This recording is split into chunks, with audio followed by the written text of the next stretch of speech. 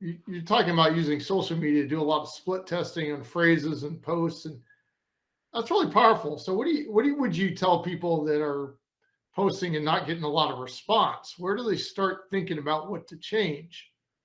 Well, the first thing I'd say is go and book 12. I mean, that's kind of an arbitrary number, a dozen conversations with your ideal prospect. So that could be people you're currently working with, Mhm. prospects who have been thinking about working with you. And then it should be some people that maybe are hearing about you for the first time, but you still know that they fit your customer avatar, as we sometimes say, right? So you have those conversations with them, and not conversations like, hey, what kind of product would you like? Because people don't know. It's the classic Ford, Yeah, like, yeah. if you, hey, what do you guys want? Faster horses? It's like, no, what you really want is a car. But what you do is you ask them about their experiences, their frustrations.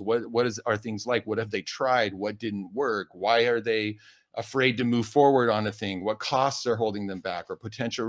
So you're getting the landscape and kind of reading the tea leaves, so to speak. And what you're looking for is like, what are the gaps? What are the gaps between where they're at, where they want to go, and why they're not getting there yet? And then you as the expert can start thinking, okay, well, here's how I can fill those gaps with my solution. And more importantly, through those 12 conversations, I take lots of notes. I'm writing down exact things that they say, right? And so when I'm talking about revenue capacity, like, I know the language to use in a post like that.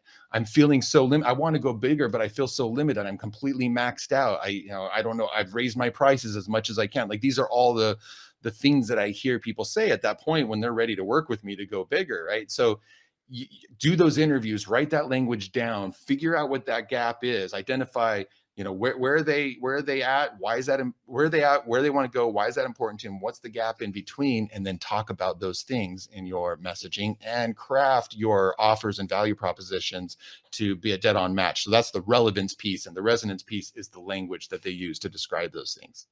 So you feel like a lot of early stage companies get that backwards?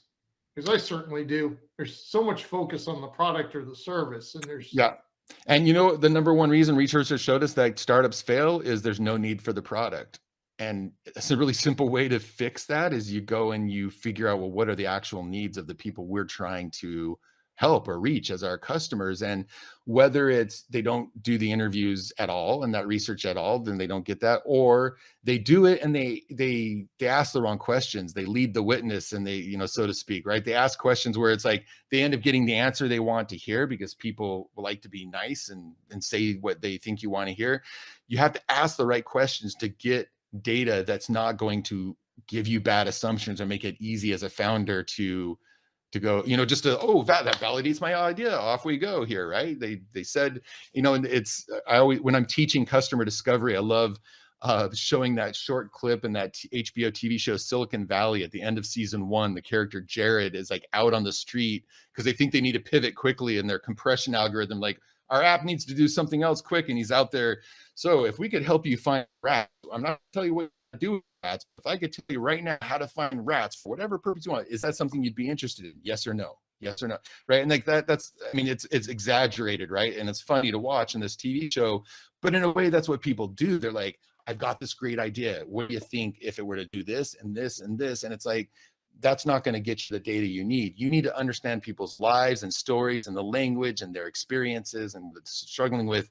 And then from that, you make your best guess at a minimum viable product solution, and then you iterate and you test it in the market as quickly as possible, right? So that's where I see people go. That's some of the places I see people go astray when it comes to that piece of the puzzle.